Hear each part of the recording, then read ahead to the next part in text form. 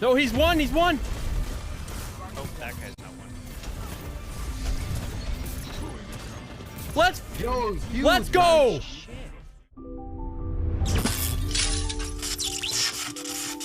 Welcome to today's video, you guys. We're going to be talking about my favorite Titan exotic, the Dunemarchers. After you're done watching this, you might walk away saying these things need to be nerfed. Bro, are you out of your mind? Look, I'm just trying to be... These are our secret! Relax. What if this video goes viral, huh? My videos have never broken 10K views, all right? Relax. Okay, fine. What if someone had bungees into castles and then they Google castle and then look what happens?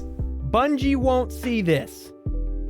Anyways, Antaeus Wards are a hot topic because they are very, very strong. And I'm not suggesting Dunes are better in this video right now. I just wanted to show everybody why I love these things and walk through a bunch of different scenarios where these things activate. So I'll jump into the video in just a second, but I really want to say thank you to everybody who's been coming by and watching my videos. We just broke 1,000 subs on YouTube. I had no idea I could even get to 1,000 subs. If I could, how long it would take. You know, I just started making videos because I love to try and help people or teach people things. And this channel is allowing me to do that on something that I'm super passionate about. And someone recently tagged me on a Reddit appreciation post about one of my dim videos. Like, seeing that was amazing. So stuff like that really motivates me to keep going. And anyways, I'll cut to the chase. I just really wanted to say thank you for all the support, and I'm super excited to keep going. All right, let's pull up the Dunemarchers. The armor perk is called Linear Actuators.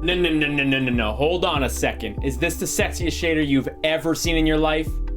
Yeah, I thought so. It essentially has two core actions: increases sprint speed, and then sprinting builds up a static charge so that after you melee an enemy, that charge will then chain to other nearby enemies. I'll quickly show you the impact that it has on sprint speed, but then the rest of the video is all about the chain damage. There's a lot of funky shit that goes on with these things, and I love them. All you gotta do is sprint to activate this thing. So take a look at my perspective. This is what it looks like once you have it. It shows up right there in the left-hand side of your screen. Then you go to punch somebody, and you're good to go. To tackle the impact of Dunemarchers on your sprint speed, I want to reference one of the earlier videos on my channel all about Titan mobility. Here's a clip directly from the video where I showed that 10 mobility versus 0 mobility had absolutely no impact on your sprint speed. I walked across the plank in both scenarios in exactly 1917 milliseconds. That's what this frame counter converts to.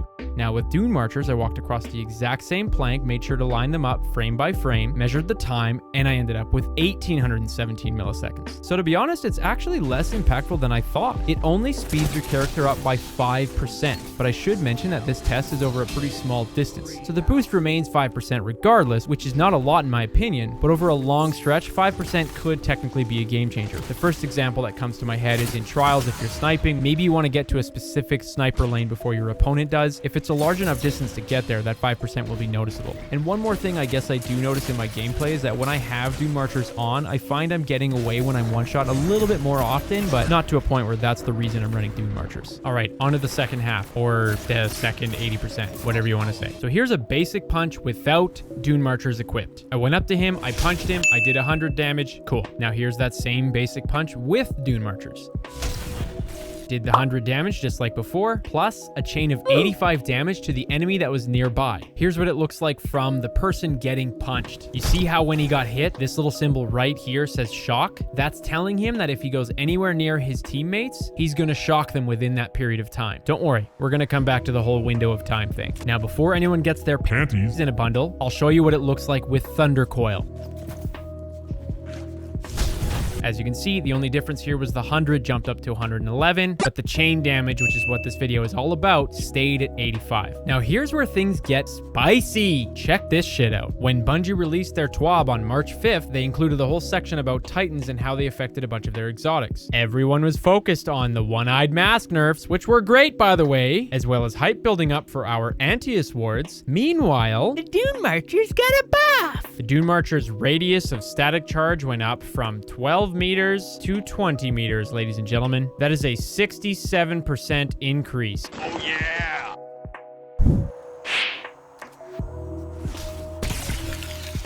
I'm sure you all guessed this, but just in case you didn't, yes, it works in multiple dimensions. So if you're above them, it can go up, it can go diagonal. It doesn't only go sideways. Okay, if you take a look, I've got my teammate Sleepy Bunny, and then I've got 5 other enemies sitting here in a circle, each of them at 20 meters apart. I also want to quickly thank everybody who helped me out because this stuff wouldn't be possible without you. You guys rock. Now you might be thinking, Hi, my name's Carl. I'm Earl's brother. Last I checked, PvP is usually 6v6, you son of a bitch. it caps out at chaining 4 enemies. I don't know why it does this. I think it's fine because I already think these boots are really strong anyways, so I'm not going to complain about that. Just thought I'd let you know. It will chain up to 4 people. The recording that I had with 5 people in addition to the person getting punched got corrupted, so you just got to take my word on it. Now there is one thing that can block the chain, and that's line of sight. Take a look at this example. This person right here is clearly not within line of sight of the victim getting punched, and they won't get chained.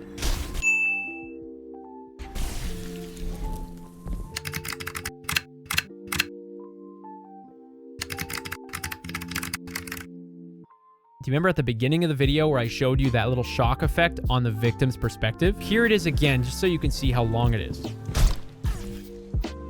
So just keep that in mind in the next few examples. I lined up 2 people just outside of the 20-meter mark, had Sleepy go up and punch him, waited a bit to show you that delay, and then he walked into the 20-meter range.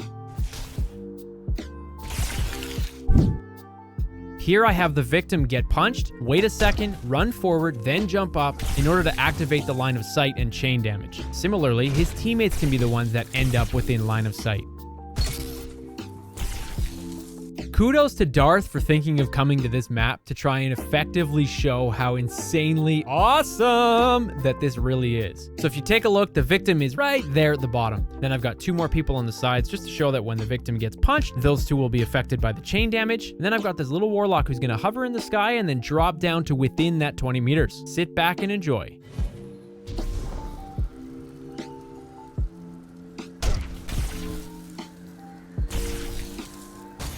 Did you see that?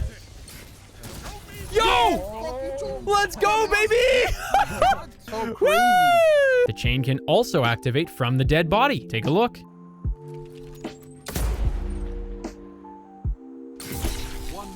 Now I must admit, when we did this test, I thought, damn! That chain came from where the body was. It did not come from where the melee originated. Let's try that again. So this time I made sure to line Hyper up outside of the 20 meters and pay attention to where the chain comes from the floating dead ghost. And then I thought, you know what? Let's do this one more time. Line 3 people up all at different distances from the victim, punch the victim, and I'll just let you watch what happens.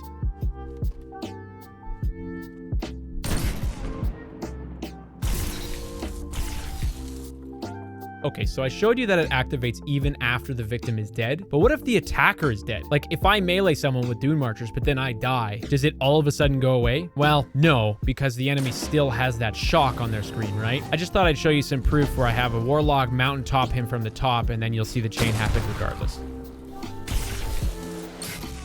Another obvious one, but yes, it does work with shoulder charge. Yes. Ballistic slam. I set up a crowd of 3 people and then 1 person on the ledge just to show you what's going on here if I decide to ballistic slam a crowd of people. All right, if you'll notice, there's 2 names in that kill feed. So let me rewind it so I can show you exactly what's happening here. Back to what I said at the beginning, I set up 3 people in like this tripod position, and then I put an extra person on that ledge. So pay attention to that. Now I'm going to go to the next frame right after the smash so I can show you how all the damage numbers play a role in this. All right, so I smashed the ground and I did 130 damage to this guy. I did 130 damage to this guy right here. Then I also did 130 damage to the asshole over here. He's just not in the screen. Now back to the premise of Dunemarchers, you punch 1 person, they get that shock, and then they chain it to up to 4 people within the 20-meter radius around them. With a ballistic slam, you do it to 1 person, they take 130 damage and then chain whoever's near them. With the ballistic slam of 2 or more people, what happens is the game chooses 1 person out of that crowd that you smash down on, and that person is the victim that takes that charge on, and they will then chain 85 damage to up to 4 people surrounding them. 85 to this guy right here, 85 to this guy right here, and last but not least, 85 to this guy over here, which you just can't see. So if I'm adding these up, this guy took 130 plus 85 damage. That bitch dead. This guy over here was not within my ballistic slam, so he only took 85. He lives. The guy in the back took a total of 85 plus 130 damage. This guy did. And then, of course, the guy that I ballistic slammed only took 130 because he can't chain himself, so he lives. Because I used to be a hunter main, I gotta make fun of hunters every chance I get. Earl here. Does the tether at least stop at castle? No, the tether does not stop it. I have Dylan activate his linear actuators. He runs in, gets tethered, makes the punch after being tethered, and the chain still takes place.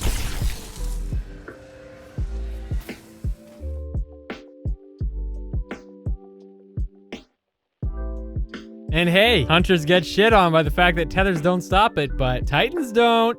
A bubble will stop the chain, so will a barrier.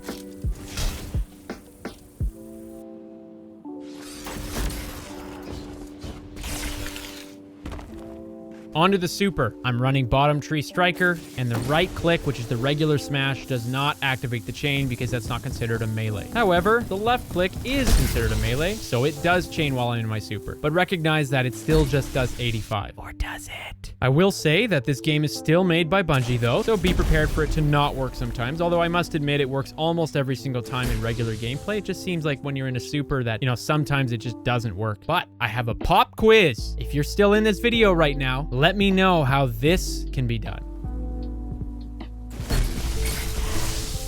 Put your answer in the comments on how you think this can be done. Let's summarize and make a list of most of the topics we discussed today. Sprint speed is boosted by 5%. When you melee someone, that victim has a 2-second window where they can chain 85 damage to any one of their teammates within 20 meters. It'll chain up to 4 people maximum. The line of sight between the victim and the other person who's gonna get chained does matter. However, the victim or the attacker can both die. That 2-second window applies to that dead body of the victim. Things like ballistic slam are kinda nuts with it. Tethers and suppressors do not suddenly eliminate the intrinsic perk of these exotic boosts. However, a bubble or a barrier will block the chain. And last but not least, if you're in bottom tree Arc Strider, for example, you have to left click instead of right click in order to enable this because it's a melee based action. Alright, I hope you guys enjoyed the video. I know I didn't cover every single thing I could possibly cover with the Dunemarchers. For example, if I'm on a different subclass, maybe I can transfer Melting Point with them. Or some of the other supers, for example. But honestly, my videos are always so long. I wanted to focus this video on all of the reasons that I use them. But if you do know more about these, let's help everyone out. Mention it in the comments, and then that way for anyone who watches this, they can at least still see some of the things in the comments that I happen to leave out. And as usual, peace.